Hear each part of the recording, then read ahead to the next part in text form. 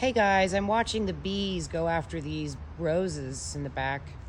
And I wanted to just tell you this memory that I suddenly had, which was a past life in, I think, Rome.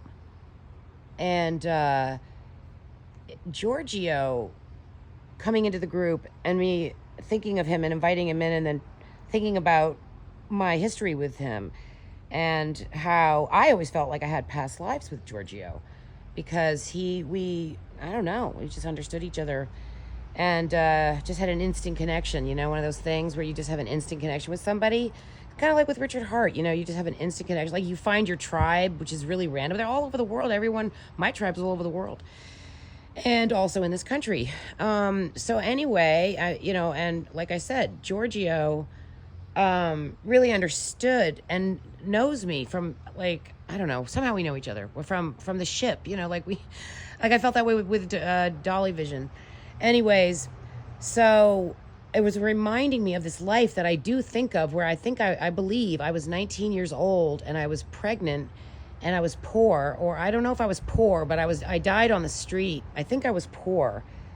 Or maybe, I don't know, but I still had the key codes. Maybe I came from a family with special key codes that they were always trying to destroy. I gave birth in the street, and someone came and took the baby. And I think I might have even asked them to come and take the baby and save this baby and take care of this child as I died bleeding in the street, is my memory. It's a pretty, not very good memory. But I think of it a lot. I'm haunted by this memory. Not haunted, but a little bit. Like when I think about it, I think, oh my God, it's a sad memory. And what happened to that baby? And then I think, what happened to that child?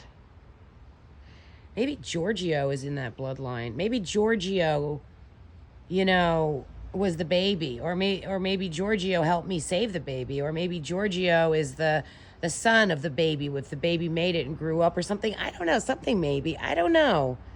But anyway, Giorgio, so I have this past life where I died young in the street, sick, and I think I gave birth to a child. Then the child was taken away and perhaps lived. And that was my way of contributing the DNA, the magical healing key codes of my bloodline on.